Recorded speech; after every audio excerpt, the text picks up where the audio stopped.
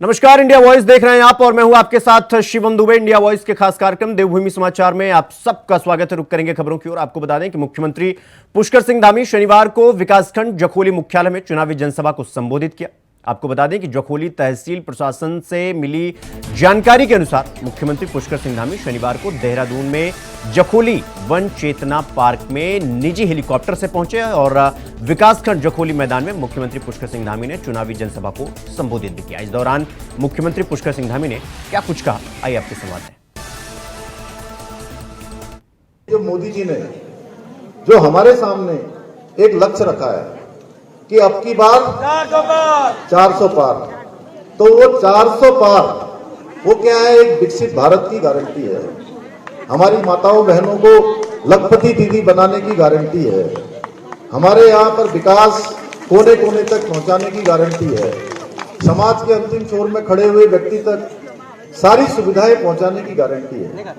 और हमने देखा है कि मोदी जी के प्रधानमंत्री बनने के बाद किस तरीके से पूरे देश का विकास हुआ है और उसके बाद हमारे इस पूरे उत्तराखंड का विकास हुआ है। और उत्तराखंड में भी आज हम केदारनाथ जी की बात करते हैं तो बाबा केदार का जो प्रांगण है, वो प्रांगण बाबा केदार का स्थान केवल उत्तराखंड, केवल भारतवर्ष में नहीं बल्कि पूरी दुनिया में आस्था और श्रद्धा का केंद्र है।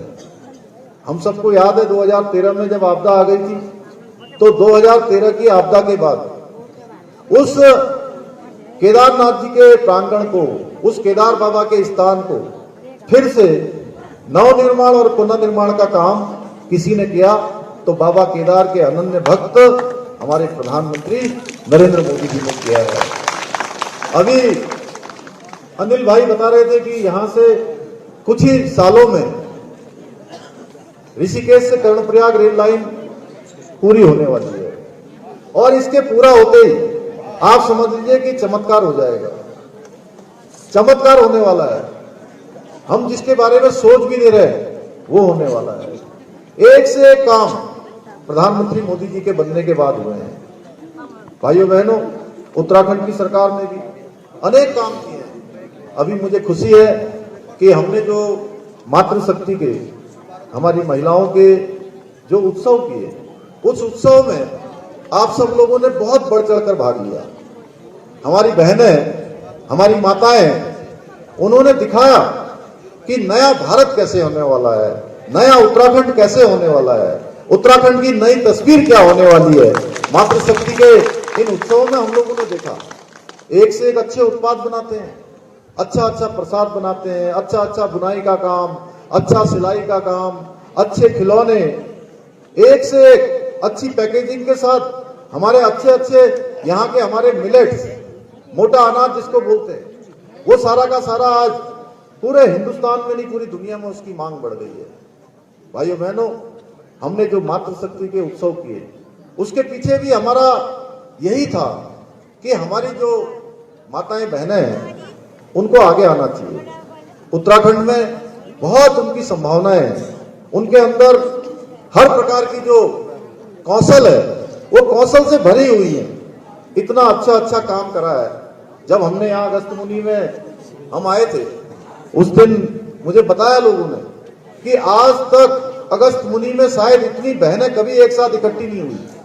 और जब हमने उनके उत्पाद देखे तो वो उत्पाद इतने अच्छे थे कि कई बार लगता है कि जो उत्पाद हमारे यहाँ पर अपने घरों में बनाते हैं, छोटे छोटे रोजगार और स्वरोजगार के साधन खड़े किए हुए हैं, उन मशीनों से उन उत्पादों में इतने अच्छे हैं कि वो मल्टीनेशनल कंपनियों को भी, जो मल्टीनेशनल कंपनियां जानते हो ना, जो बड़ी बड़ी बहुराष्ट्रीय कंपनियां होती हैं, उन बहुराष्ट्रीय कंपनियों को भी फेल करने की अगर किसी के अंदर कौशल है तो हमारे उत्तराखंड की माताओं बहनों के अंदर है। उनकी प्रदर्शनी को मैंने जब देखा, मैं कह सकता हूँ भाइयों बहनों, ये हमारा उत्तराखंड देवभूमि के साथ साथ वीर भूमि भी है। तो प्रधानमंत्री नरेंद्र मोदी एक बार फिर चुनावी जनसभा को संबोधित करने उत्तराखंड आने वाले हैं। आपको बता दें कि प्रधानमंत्री के इस दौरे को लेकर मुख्यमंत्री पुष्कर सिंह धामी ने जानकारी देते हुए यह बताया कि प्रधानमंत्री नरेंद्र मोदी का देवभूमि से अटूट लगाव है। प्रधानमंत्री के हृदय में उत्तराखंड बसता है। जब से देश के प्रधानमंत्री के तौर पर मोदी जी ने डोर संभाली है, तब से प्रदेश में विकास की बाजार भी है, इसलिए प्रदेश की जनता भी प्रधानमंत्री को उतना ही स्नेह करती है। प्रधानमंत्री के इस चुनावी दौरे में दूसरी बार देवभूमि आगमन पर सभी प्रदेशवासियों में उत्साह है। हम सभी लोगों का सौभाग्य है कि प्रधानमंत्री मोदी फिर से आ रहे हैं। हम लोगों को उनका स्वागत करने का अवसर मिलेगा, जिसके लिए हमारी पार्टी तैयारी भी तेज करती है।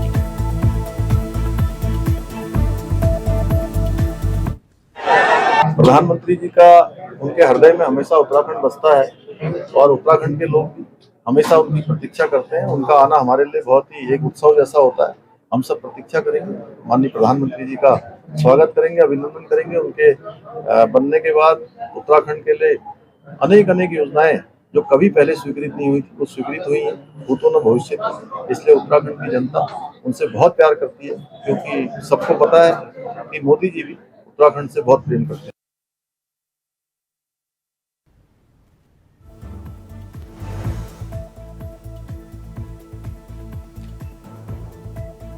तो प्रधानमंत्री के हृदय में उत्तराखंड बसता है, ये कहना है मुख्यमंत्री पुष्कर सिंह धामी का। और प्रधानमंत्री एक बार फिर उत्तराखंड पहुंचने वाले हैं। तो इस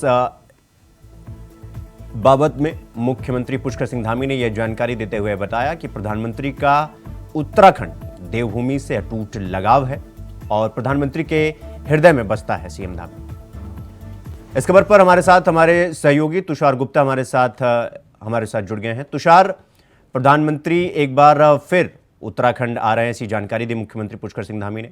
कितने तारीख को आ रहे हैं, क्या कुछ जानकारी है आपके पास? और क्या प्रधानमंत्री का आना सिर्फ उत्तराखंड से लगाव है?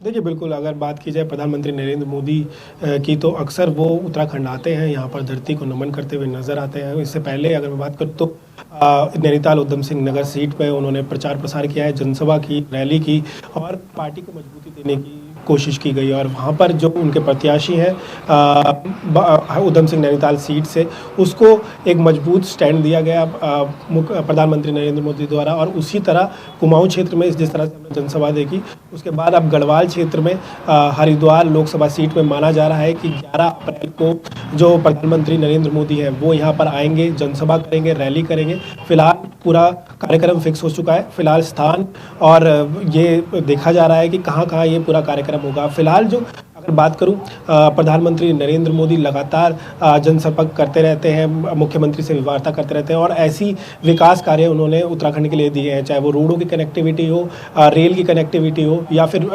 जिस तरह से जो विकास कार्य है चौमुखी, वो उत्तराखंड पे देखते हुए मिलते हैं। जिस तरह से उन्होंने यहाँ पर टूरिस्ट प्लेस निकाली है, जो आदि कैलाश की यात्रा है पिथौरागढ़ में, वहाँ पर भी वो पहुँचे थे, वहाँ के भी उन्होंने दर्शन किए थे, जिसके बाद वो टूरिस्ट स्पॉट्स बन गए। वहीं अगर मैं बात करूँ तो केदारनाथ का जो और साथ साथ जो बद्रीनाथ का जो दोबारा से प्लान बनाया जा रहा है, दोबारा से जो मैन्युफैक्चरिंग प्लान बनाया जा रहा है कि जिस तरह से वहाँ की जो सौंदर्यकरण है उसे बढ़ाया जाएगा, व्यवस्थाएं बढ़ाई जाएंगी और उसी के तहत जो मास्टर प्लान है वो केदारनाथ और बद्रीनाथ में चल रहा है प्रधानमंत्री नरेंद्र मोदी के द्वारा ही। तो ऐसे में प्रधानमंत्री नरेंद्र मोदी का विशेष लगाव यहाँ पर उत्तराखंड में देखने को मिलता है। यहाँ की जो आते हैं तो यहाँ के लिबास और भाषा यहाँ पर बोलते हैं। तो ऐसे में कहा जा सकता है कि प्रधानमंत्री नरेंद्र मोदी के लिए एक विशेष फोकस रहा है उत्तराखंड, और यहाँ के जो विकास कार्य है हमेशा से मुख्य प्रधानमंत्री नरेंद्र मोदी यहाँ पर ध्यान देते हुए नजर आए। तो एक बार फिर प्रधानमंत्री नरेंद्र मोदी आ रहे हैं। तो इस बार हरिद्वार लोकसभा सीट से जो प्रत्याशी है भाजपा के त्रिवेंद्र सिंह रावत, उन्हें मजबूती देने की कोशिश की जाएगी, वहां पर जनसभा की जाएगी। साथ साथ माँ गंगा हो तो माँ गंगा का आशीर्वाद भी लिया जाए। तो प्रधानमंत्री नरेंद्र मोदी का ये दौरा रहेगा गढ़वाल रीजन को मजबूत करने के लिए। और जिस तरह की प्रचंड जीत की बात भाजपा भारतीय जनता पार्टी कर रही है, 75% जो वोट प्रतिशत होगा वो भारतीय जनता पार्टी की तरफ होगा उत्तराखंड में, उसके तहत जो ये कार्यक्रम है वो किया जा रहा है। और इसके साथ जो केंद्रीय मंत्री होंगे, कई केंद्रीय मंत्री आने का भी जो रूटीन है वो बन चुका है, रूट मैप बन चुका है, कई स्टार प्रचारक आने वाले हैं। तो ऐसे में एक स्टार प्रचारक के तौर पर प्रधानमंत्री नरेंद्र मोदी उत्तराखंड आ रहे हैं 11 अप्रैल को, और यहाँ पर वो प्रचार प्रसार करते हुए नजर आएंगे। जी तुषार, देखिए निस्संदेह इस बात में कोई दो राय नहीं है कि प्रधानमंत्री जब से वहां पे जा रहे हैं और मुख्यमंत्री पुष्कर सिंह धामी के आने के बाद उत्तराखंड में विकास की जो गति है वो तेजी से आगे बढ़ी है, इसमें कोई सवाल नहीं है। इसमें कोई निस्संदेह ये कहा जा सकता है। लेकिन सवाल तो यही है कि अभी हफ्ते भर में देखा जाए तो प्रधानमंत्री अभी 4-5 दिन पहले तो आए थे उत्तराखंड, वहां पे चुनाव को रैली को संबोधन भी किया वहां पे। अब एक बार फिर से उनका आना, क्योंकि 19 तारीख को पहले चरण का चुनाव है, क्या इसीलिए प्रधानमंत्री का दौरा उत्तराखंड के लिए तेज हो रहा है? देखिए, बिल्कुल अगर मैं बात करूं कि उत्तराखंड की जो 5 लोकसभा सीट जी। है वो काफ़ी महत्वपूर्ण रहती है प्रधानमंत्री नरेंद्र मोदी और केंद्र के लिए।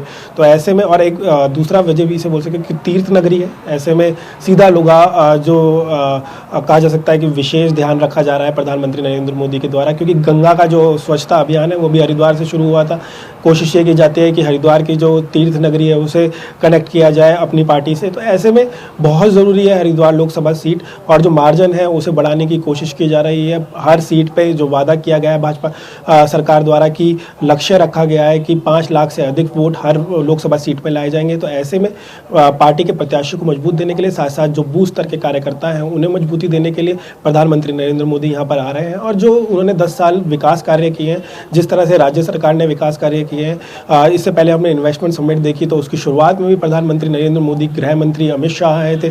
तो ऐसे में विशेष तौर पर जो ध्यान रहता है केंद्र नेतृत्व का वो उत्तराखंड में हमेशा से रहता है हर बार, क्योंकि 2 लोकसभा चुनाव में हमने सीट अर्जित कर भारतीय जनता पार्टी ने इन्हें 5 सीटों दी है केंद्र को। तो ऐसे में जो 400 पार का नारा है उसमें उत्तराखंड की 5 लोकसभा सीट की अहम भूमिका रहती है। और लगातार भारतीय जनता पार्टी भी चाहती है कि 2 बार जो लोकसभा सीटें उत्तराखंड में जीती गई है 2 बार, उसे तीसरी बार टर्म भी किया जाए और लगातार ये रेशो बना रहे। और भारतीय जनता पार्टी की जो उत्तराखंड में जो ताकत है वो लगातार बढ़ती रहे, और इसी के तहत जो प्रधानमंत्री नरेंद्र मोदी और केंद्र का जो ध्यान रहता है उत्तराखंड में वो विशेष तौर पर रहता है। जी तुषार, आप हमारे साथ बने रहिएगा, हम फिर आपका रुख करेंगे। भारतीय जनता पार्टी के 45वें स्थापना दिवस पर देश भर में कार्यक्रम आयोजित किए जा रहे हैं। आपको बता दें कि देहरादून स्थित प्रदेश मुख्यालय में भाजपा प्रदेश अध्यक्ष महेंद्र भट्ट और मुख्यमंत्री पुष्कर सिंह धामी ने कार्यक्रम में भाजपा का झंडा फहराया। इस मौके पर मुख्यमंत्री ने कहा कि आज सभी कार्यकर्ताओं के लिए बड़ा ऐतिहासिक दिन है, क्योंकि आज ही के दिन पार्टी की स्थापना हुई थी और कार्यकर्ताओं की मेहनत से आज भाजपा देश ही नहीं बल्कि दुनिया की सबसे बड़ी राजनीतिक पार्टी है। साथ ही मुख्यमंत्री ने भारतीय जनता पार्टी को ऊंचाइयों तक पहुंचाने वाले सभी कार्यकर्ताओं को नमन करते हुए स्थापना दिवस के मौके पर आज हम सभी कार्यकर्ताओं का उन्होंने कहा कि हम ये संकल्प लेते हैं कि भारतीय जनता पार्टी की सरकार लगातार तीसरी बार नरेंद्र मोदी को तीसरी बार प्रधानमंत्री बनाएंगे। और कैबिनेट मंत्री प्रेमचंद अग्रवाल ने कहा कि पार्टी की नीयत साफ है, नीति स्पष्ट है, यही कारण है कि जनता का आशीर्वाद पार्टी को मिला। आज हमारा भारतीय जनता पार्टी के कार्यकर्ताओं के लिए, सबके लिए एक बहुत ऐतिहासिक दिन है, बहुत बड़ा दिन है कि आज के दिन ही भारतीय जनता पार्टी की नींव रखी गई थी। और आज भारतीय जनता पार्टी पूरे देश और दुनिया की सबसे बड़ी राजनीतिक पार्टी हो गई, सबसे बड़ा राजनीतिक संगठन हो गया। उसमें हमारे कई पीढ़ियों के कार्यकर्ताओं ने काम किया है, पीढ़ी दर पीढ़ी लोगों ने खपाया है। मैं उन सबको भी नमन करना चाहता हूँ, उन सबका जो कि दिल से मैं स्मरण करना चाहता हूँ जिन्होंने इस पार्टी को यहाँ तक पहुँचाया है। और हमारे लिए इस बार का स्थापना दिवस बहुत ही महत्वपूर्ण है कि इस बार के स्थापना दिवस पर हम लोकतंत्र के महापर्व में भी जा रहे हैं। हम सब कार्यकर्ता सभी संकल्प लेते हैं कि इस बार के स्थापना दिवस के अवसर पर कि तीसरी बार हम प्रचंड बहुमत से भारतीय जनता पार्टी की सरकार बनाएंगे, मोदी जी को तीसरी बार प्रधानमंत्री बनाने के लिए अपना। देखिए, सबसे पहले मैं सभी जो हमारे भारतीय जनता पार्टी के यशस्वी, तपस्वी और देवतुल्य कार्यकर्ता उनको मैं बहुत बधाई दे रहा हूं कि आज हमारे पार्टी की स्थापना के 44 साल हो गए हैं। और उन तमाम स्तंभों को भी मैं याद कर रहा हूं जिनके कारण आज हम लोग देश में जहां हमारी सरकार है, 17-18 राज्यों में हमारी सरकार है। और आप ये कह सकते हैं कि जो यात्रा 1980 में चली आज 2024 में हम लोग हैं। और आज हम लोग विशेष रूप से जब चुनाव का महापर्व हमारे सामने है, आज देश की सबसे बड़ी पार्टी के रूप में भारतीय जनता पार्टी स्थापित है। ऐसे में जो चुनाव हमारे सामने है, हम लोग पूरी तरह से संकल्पित हैं कि हमारी भारतीय जनता पार्टी के बाद की सरकार तीसरी बार प्रचंड बहुमत से आए। बीजेपी के 45वें स्थापना दिवस पर प्रदेश भर में कार्यक्रम का आयोजन किया गया। भारतीय जनता पार्टी विश्व की सबसे बड़ी पार्टी के तौर पर उभरी है, तो वहीं लोकसभा चुनाव में प्रचार और संगठन की मजबूती को लेकर कैबिनेट मंत्री प्रेमचंद अग्रवाल से बातचीत की हमारे संवाददाता तुषार गुप्ता ने। दिवस और हमारे साथ मौजूद है कैबिनेट मंत्री प्रेमचंद अग्रवाल। सर, किस तरह से देखते हैं 1980 में पार्टी का गठन हुआ था, उसके बाद पार्टी ने किस तरह से ग्रो किया है, अगर बात की जाए? देखिए, भारतीय जनता पार्टी के स्थापना दिवस की अपने देवतुल्य कार्यकर्ताओं को मैं बहुत बधाई दे रहा हूं, बहुत शुभकामनाएं दे रहा हूं। आज के दिन 1980 में बॉम्बे के अंदर ये स्थापित हुई। अब आप देखिए, 1980 के बाद जो पहला लोकसभा का चुनाव आया 1984, हालांकि इंदिरा मर्डर हुआ था, लेकिन अटल जी जैसा नेता हमारा चुनाव हारता है। 2 सीटें हमारी आती हैं, यानी भारतीय जनता पार्टी की आती है, लेकिन हमारे कार्यकर्ताओं ने हिम्मत नहीं हारी, जनता के बीच में रहे, काम करते रहे। और हमने एक नारा दिया था तब भी, और आज भी हम उस पर नारे पे कायम हैं, नेशन फर्स्ट, पार्टी सेकंड और सेल्फ लास्ट। आप ये देखिए, इस सिद्धांत पे जो पार्टी काम कर रही हो, ऐसी स्थिति में वही पार्टी जिसका लोग मजाक उड़ाते थे कि ये भी राज करेंगे, आज उसी पार्टी के, भारतीय जनता पार्टी के आज देश के अंदर सरकार है, 17-18 राज्यों में सरकार है। ऐसे टाइम पे स्थापना दिवस है कि सामने जो है लोकतंत्र का महापर्व है, चुनाव सामने है, और माननीय मोदी जी ने 400 पार का नारा दिया है। तो हमें ऐसा लगता है 400 पार क्यों, उससे और आगे हम बढ़ने वाले हैं, क्योंकि जनता और जनता के लिए, देश और देशवासियों के लिए भारतीय जनता पार्टी और हमारे आदरणीय नेता नरेंद्र मोदी जी ने काम किया है।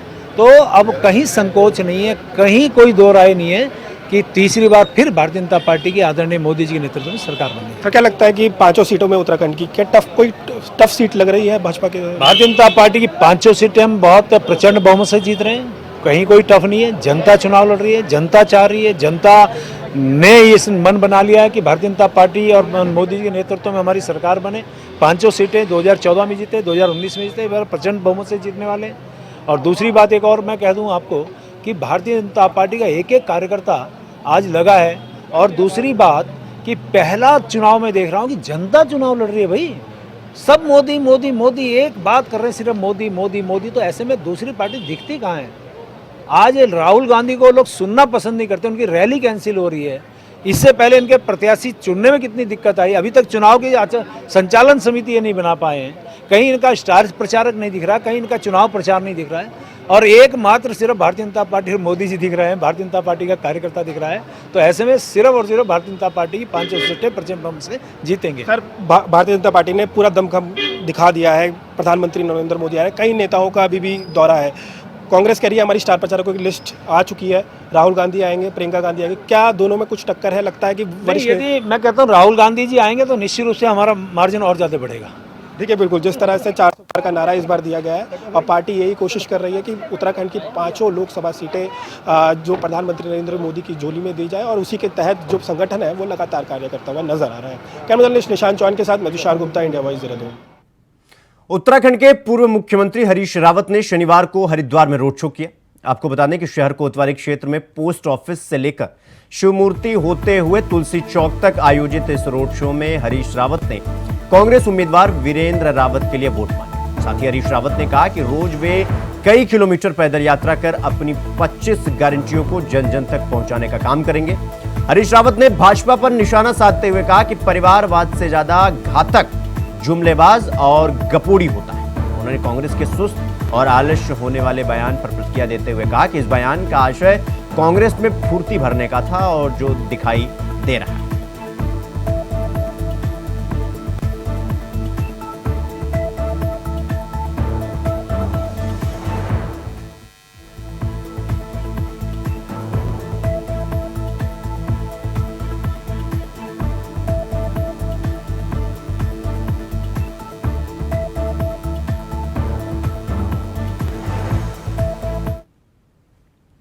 अगली खबर देहरादून से है, जहां मुख्य निर्वाचन कार्यालय में मतदान को लेकर सभी तैयारियां पूरी कर ली गई हैं, जिसकी जानकारी देते हुए अपर मुख्य निर्वाचन अधिकारी विजय कुमार जोगदंडे ने कहा कि भारत निर्वाचन आयोग ने क्रिटिकल और वल्नरेबल बूथों के चिन्हीकरण के निर्देश दिए हैं और कहा कि राज्य में 1365 क्रिटिकल बूथ और 809 वल्नरेबल बूथ चिन्हित किए गए। साथ ही कहा कि स्वास्थ्य विभाग को भी मतदान के लिए सभी तैयारियां पूरी करने के निर्देश दे दिए गए।